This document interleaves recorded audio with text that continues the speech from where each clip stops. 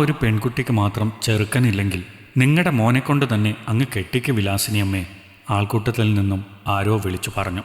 അതെ, മകന് ജോലി കിട്ടുമ്പോൾ കണ്ണൻ്റെ മുൻപിൽ 10 പെൺകുട്ടികളുടെ കല്യാണം നടത്തിക്കൊടുക്കാം എന്ന് നേർന്നതല്ലേ.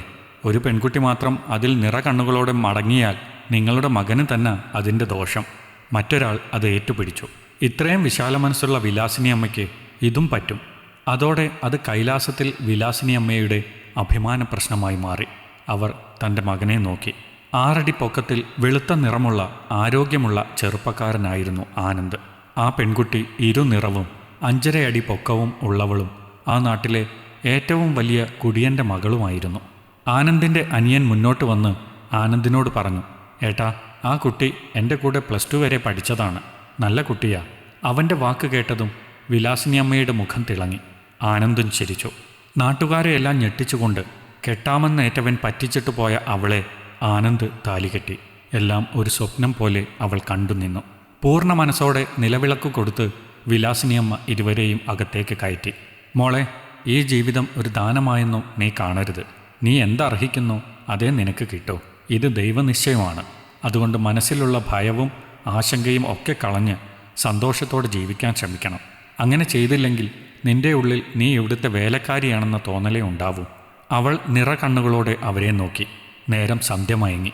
അടുക്കളയിൽ പരിങ്ങി നിൽക്കുന്ന അവളെ വിലാസിനി നോക്കി. ആചാരം തെറ്റിക്കാതെ ഒരു ഗ്ലാസ് പാലെടുത്ത് അവളുടെ കയ്യിൽ കൊടുത്തു. അത് വാങ്ങുമ്പോൾ അവളുടെ കൈ വിറയ്ക്കുന്നത് വിലാസിനി കണ്ടു. എന്താ മോളെ? ഏയ്, ഒന്നുമില്ല. അവൾ നിന്ന് വിയർക്കുന്ന പോലെ വിലാസിനിക്ക് തോന്നി. എന്തേലും പറയാനുണ്ടോ അമ്മയോട്? അവൾ അമ്മയെ നോക്കി. എനിക്ക് കൈയും കാലും വിറയ്ക്കുന്നു. വിലാസിനി ചിരിച്ചു. എന്താണിവിടെ അമ്മയും മരുമോളും കൂടി ഒരു അടക്കം പറച്ചിൽ? അനിയൻ അടുക്കളയിലേക്ക് വന്നു. നിന്നെ ആരാ ഇപ്പോൾ ഇങ്ങോട്ട് വിളിച്ചേ? എനിക്ക് അടുക്കളയിലേക്ക് വരാനും പാടില്ലേ? ഷേ, അതിലേയും ഇതിലേയും മണപ്പിച്ച് നടക്കാതെ പോയി കിടന്നുറങ്ങാൻ നോക്കടാ. ഷേ, ഈ അമ്മയ്ക്കിതെന്ത്? അവൻ വിലാസിനിയെ ഒരു നോട്ടം നോക്കി തിരിച്ചുപോയി. അവൾക്ക് ചിരി വന്നെങ്കിലും ഉള്ളിലൊതുക്കി മിണ്ടാതെ നിന്നു. മോള് അകത്തേക്ക് ചെന്നിട്ട് അവനോട് ഇങ്ങോട്ട് വരാൻ പറ. അവൾ തലയാട്ടി. തങ്കഭസ്മക്കുറിയിട്ട തമ്പുരാട്ടി എന്ന പാട്ടും പാടി കട്ടിലിൽ കിടന്ന അവനരികിലേക്ക് പാലുമായി അവൾ വന്നു. ഈശ്വരാ, പാല് പിരിയുവോ? അമ്മ അങ്ങോട്ട് ചെല്ലാൻ പറഞ്ഞു. എന്നോടോ? അവൾ തലയാട്ടി. ഈശ്വരാ, ഇനി മാടമ്പിയിൽ മോഹൻലാൽ അനിയനെ പിടിച്ച് പൂട്ടിയിട്ട പോലെ അമ്മ എങ്ങാനും എന്നെ ചതിക്കല്ലേ ദൈവമേ. അവൻ അടുക്കളയിലേക്ക് ചെന്നു. എന്തിനാ അമ്മ വിളിപ്പിച്ചത്? എന്താ നിന്റെ ഉദ്ദേശം? എന്തുദ്ദേശം? ഒന്നും അറിയാത്ത പോലെ അവൻ നിന്ന് പരുങ്ങാൻ തുടങ്ങി. നീ വന്നിട്ട് ഇതുവരെ അവളോട് മിണ്ടിയോ? അത് എല്ലാവരും ഉള്ളോണ്ട് ബെസ്റ്റ്. അല്ലമ്മ, മിണ്ടാലോ, സമയമുണ്ടല്ലോ. ഈ പാതിരാത്രിയോ? വിലാസിനി കയ്യും കെട്ടി നിന്നു. ഈ ആദ്യ രാത്രിയെക്കുറിച്ച് മക്കൾക്ക് വല്ല ബോധവും ഉണ്ടോ ആവോ? ഹാ അമ്മ, ഇതെന്തിനമ്മ? ഒരു മോനോട് അമ്മ ചോദിക്കണ ചോദ്യമാണോ ഇതൊക്കെ? എൻ്റെ പൊന്നു ചെറുക്ക, പാതിരാത്രി ആ പെൺകൊച്ച് നിലവിളിച്ചോണ്ട് ഓടുന്നത് കാണാൻ വയ്യാത്തോണ്ട് ചോദിച്ചതാ. നീ പോയിട്ട് അവിടെ സ്ലീവാച്ചൻ കളിക്കാനൊന്നും നിന്നേക്കരുത്. പറഞ്ഞേക്കാം. അയ്യേ, ഈ അമ്മയ്ക്കൊരു നാണോ ഇല്ല. ദേ ചെറുക്ക, നിന്ന് കിണുങ്ങിയ കിറുക്കിയിട്ട് കുത്തും ഞാൻ. പറഞ്ഞേക്കാം. ഞാനിപ്പോൾ എന്നാ ചെയ്യണമെന്നാ അമ്മ പറയുന്നേ?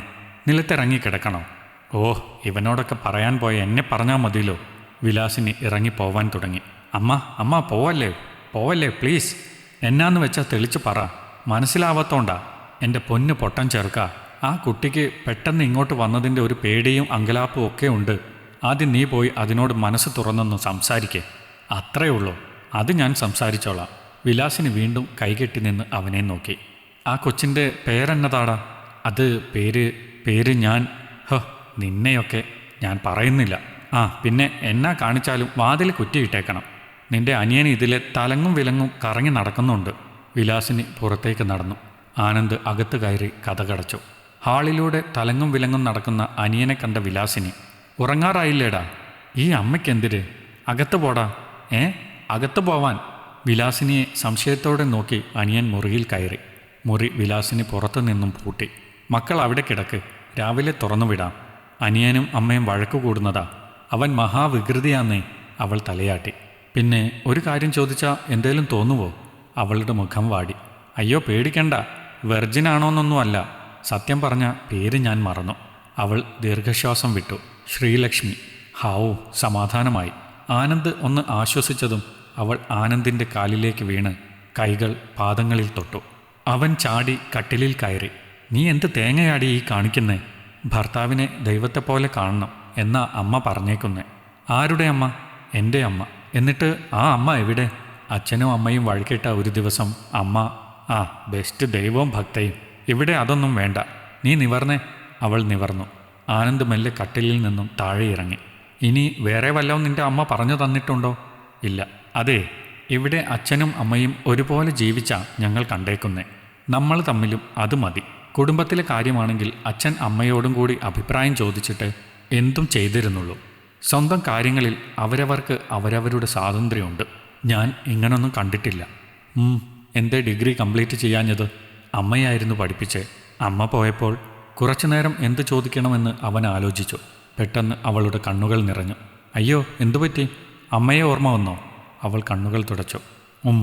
അമ്മ മരിച്ചതിൽ പിന്നെ ആദ്യമായിട്ടാണ് 3 നേരം ഭക്ഷണം കഴിക്കുന്നേ, അതും രാത്രിയിൽ. അത് കേട്ടതും ആനന്ദിൻ്റെ മനസ്സ് തകർന്നു. അച്ഛൻ എപ്പോഴും കുടിയാ, ഉള്ളതെല്ലാം വിറ്റു കുടിച്ചു. അമ്മയുടെ താലിമാല വിറ്റ് കുടിച്ച അന്ന് അച്ഛനും അമ്മയും വഴക്കുണ്ടായി. അമ്മ അതിനുശേഷം എനിക്ക് കുടിക്കുന്നവരെ കാണുന്നതേ അറപ്പാണ്. ആനന്ദ് മെല്ലെ താഴെ ഇരുന്ന കുപ്പി നിരക്കി കട്ടിലിൻ്റെ അടിയിലേക്ക് വെച്ചു. ആരേലും പ്രേമിച്ചിട്ടുണ്ടോ? ഇല്ല. എന്തേ? ആരും ഇഷ്ടാന്ന് പറഞ്ഞിട്ടില്ല. അങ്ങോട്ടാരോടും തോന്നിയിട്ടില്ലേ? അവൾ അവനെ നോക്കി. ചെറുപ്പത്തിലെ കടയിൽ വളകളും പൊട്ടും ഉടുപ്പുമൊക്കെ കാണുമ്പോൾ പോലും കൊതി തോന്നിയിട്ടില്ല. തോന്നിയാലും വാങ്ങിത്തരാൻ അമ്മയ്ക്ക് പറ്റില്ലായിരുന്നു. അതുകൊണ്ട് പണ്ട് മുതലേ അതൊന്നും എനിക്ക് വിധിച്ചിട്ടില്ലെന്ന് കരുതിയാ ജീവിച്ചേ. പിന്നെ ഒന്നിനോട് മോഹം തോന്നിയിട്ടില്ല. ഞാൻ ആരെയെങ്കിലും പ്രേമിച്ചിട്ടുണ്ടോ എന്നറിയണ്ടേ? വേണ്ട. അതെന്നാ വർത്താനോ അത്? അറിഞ്ഞിട്ടിപ്പോൾ എന്തിനാ വിഷമിക്കാനോ? ആ, അതും ശരിയാ. ഇനി വേറെ ആരെങ്കിലും പ്രേമിക്കുവോ? അതെന്ത് ചോദ്യമാണ് പെണ്ണെ? അല്ല, വലിയ വീട്ടിലെ കുട്ടികളൊക്കെ അങ്ങനാന്ന് പറഞ്ഞു കേട്ടിട്ടുണ്ട്. ഓഹോ, എന്നാൽ ഈ കുട്ടി അങ്ങനല്ല. പിന്നെ അതിപ്പോൾ ഈ ബാക്കി കാര്യങ്ങളെക്കുറിച്ച്? എന്ത് കാര്യങ്ങളെക്കുറിച്ച്? അല്ല, ഈ ഭാര്യയും ഭർത്താവും തമ്മിലുള്ള? അതല്ലേ ഞാൻ പറഞ്ഞേ, ഭർത്താവിനെ ദൈവത്തെപ്പോലെ കാണണമെന്ന്. ഓ എൻ്റെ പെണ്ണെ, എന്നെ മനുഷ്യനായിട്ട് കണ്ടാൽ മതി. ഭാര്യ എന്ന് വെച്ചാൽ ഭർത്താവിൻ്റെ ഒപ്പം ജീവിക്കേണ്ടവളാണ്, അല്ലാതെ അടിമയായി ജീവിക്കേണ്ടവളല്ല. ചേട്ടൻ കഥയൊക്കെ എഴുതുവോ? കേട്ടിട്ട് സിനിമാ ഡയലോഗ് പോലുണ്ടല്ലോ. ഊതല്ലേ നീ? ഊതല്ലേ? ഞാൻ കാര്യമായിട്ട് പറഞ്ഞതാ. അവൻ താഴേക്ക് നോക്കിയിരുന്നു. ഇതൊക്കെ പറയാനല്ലേ ചേട്ടാ പറ്റൂ? ഞാൻ ഇതുവരെ ഇങ്ങനൊരു ഭാര്യയെയും ഭർത്താവിനെയും കണ്ടിട്ടില്ല. അത് നീ ജീവിതങ്ങൾ കാണാത്തോണ്ടാ. മുഖത്ത് നോക്കാതെ ആനന്ദ് മറുപടി പറഞ്ഞു. രാവിലെ എണീക്കുമ്പോൾ ചേട്ടൻ എനിക്ക് ചായ ഇട്ട് തരുവോ? ഞെട്ടലോടെ അവൻ അവളെ നോക്കി. അയ്യടി മനമ്മേ, അവളുടെ പൂതി നോക്കിയേ. ഇന്ന് വരെ എൻ്റെ അമ്മയ്ക്കൊരു ചായ ഞാൻ ഇട്ടുകൊടുത്തിട്ടില്ല. പിന്നാ നിനക്ക്? അപ്പം പിന്നെ ഈ പറഞ്ഞ തുല്യതയിൽ എന്താ ചേട്ടാ ഉള്ളത്? ഞാൻ പറഞ്ഞില്ലേ, ഇതൊക്കെ പറയാനേ കൊള്ളത്തുള്ളൂ. ഈശ്വര, ഇവളെ അമ്മയും അനിയൻ തണ്ടിയും കൂടി എനിക്കിട്ട് പണി തരാൻ മനഃപൂർവ്വം എൻ്റെ തലയിൽ കെട്ടിവെച്ചതാണോ? ആനന്ദ് സംശയത്തോടെ അവളെ നോക്കി. ശരി, ഞാൻ ശ്രമിക്കാം. ഒരു ദിവസം നീ, ഒരു ദിവസം ഞാൻ. നമുക്ക് മാറി മാറി അടുക്കളയിൽ കയറാം. എന്തു പറയുന്നു? ഞാൻ റെഡി. Problem solved. അവൾ ചിരിച്ചു. എന്നാൽ പിന്നെ നമുക്ക്?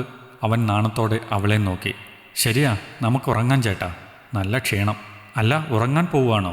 സാധാരണ രാത്രിയിൽ ഉറങ്ങല്ലേ ചെയ്യാറ്? അതെ, പക്ഷേ ഇന്ന് നമ്മുടെ ആദ്യ രാത്രിയല്ലേ. അപ്പോൾ ഉറങ്ങാൻ പാടില്ലേ? എൻ്റെ ശ്രീ, നിൻ്റെ പേടിയൊക്കെ പോയെന്ന് എനിക്ക് മനസ്സിലായി. എന്നെ ഇങ്ങനെ പൊട്ടം കളിപ്പിക്കല്ലേ. ഞാൻ പറയുന്നത് എന്നാന്ന് നിനക്കറിയാലോ. നമ്മൾ ഇന്ന് രാവിലെയല്ലേ ചേട്ടാ ആദ്യമായി കണ്ടത്. അതിന് ഇന്ന് രാത്രിയിൽ തന്നെ എങ്ങനെ? ഞാൻ നിൻ്റെ ഭർത്താവാണ്. ഭർത്താവിൻ്റെ ഇഷ്ടങ്ങൾ മാനിക്കുന്നവർ കൂടിയാവണം ഭാര്യ.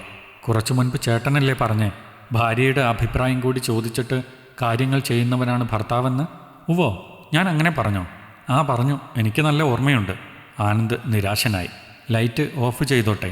എനിക്ക് വെളിച്ചം കണ്ടാൽ ഉറങ്ങാൻ പറ്റില്ല. ഓ. ആനന്ദ് തിരിഞ്ഞു കിടന്നു. അവൾ ലൈറ്റ് ഓഫ് ചെയ്ത് വന്നു കിടന്നു. ആനന്ദ് തിരിഞ്ഞും മറിഞ്ഞും കിടന്നു. എന്തേ, ഉറക്കം വരുന്നില്ലേ? പിന്നെ 2 തവണ ഉറങ്ങി എണീറ്റു. അവൻ്റെ മറുപടി കേട്ട് അവൾക്ക് ചിരി വന്നു. അതെ. എന്താ? എനിക്കിതിനെക്കുറിച്ചൊക്കെ പറഞ്ഞു കേട്ടുള്ള അറിവേ ഉള്ളൂ. ആനന്ദ് മെല്ലെ തിരിഞ്ഞു. ശരിക്കും? ഒരു വിറയലായിരുന്നു അമ്മ ചേട്ടനെ വിളിക്കുന്നവരെ. അമ്മ എന്താ പറഞ്ഞതെന്നൊന്നും എനിക്കറിയില്ല. എങ്കിലും അതുകൊണ്ടാണ് ചേട്ടൻ എന്നെ നിർബന്ധിക്കാത്തത് എന്നെനിക്ക് മനസ്സിലായി. ഞാൻ കരുതി ഇപ്പോഴത്തെ പിള്ളേരൊക്കെ ആവുമ്പോൾ. അല്പം നാണത്തോടെ അവൻ പറഞ്ഞു. അറിയില്ല, എനിക്ക് ഫോണൊന്നും ഇല്ലായിരുന്നു. പിന്നെ കൂട്ടുകാർ പറഞ്ഞ് എന്തൊക്കെയോ അറിയാം, അത്ര തന്നെ. എന്നെ ഉപദ്രവിക്കാത്തതിന് നന്ദി. ഇല്ലെങ്കിൽ ഈ ജന്മം മുഴുവൻ ചിലപ്പോൾ എനിക്ക് നിങ്ങളോട് വെറുപ്പായി പോയേനെ. എനിക്ക് സമയം വേണം, നിങ്ങളെ മനസ്സിലാക്കാനും സ്നേഹിക്കാനും. പിന്നെ അതിനെന്താ? എന്നാ ഞാൻ ആ നെഞ്ചിൽ തലവെച്ചു കിടന്നോട്ടെ? അവൾ ആനന്ദിൻ്റെ നെഞ്ചിൽ തലവെച്ചു. മുഖം നെഞ്ചോട് ചേർത്ത് വെച്ചു. അവൻ്റെ ഹൃദയതാളം അവൾക്ക് കേൾക്കാം. തൻ്റെ കൈകൾ കൊണ്ട് ആനന്ദ് അവളുടെ തലയിൽ തലോടിക്കൊണ്ടിരുന്നു. ഈ കഥ നിങ്ങൾക്കിഷ്ടമായെങ്കിൽ ലൈക്ക് ചെയ്യൂ. നിങ്ങളുടെ അഭിപ്രായങ്ങൾ കമൻ്റായി രേഖപ്പെടുത്തൂ. കൂടുതൽ കഥകൾ കേൾക്കാൻ ഈ ചാനൽ സബ്സ്ക്രൈബ് ചെയ്യൂ.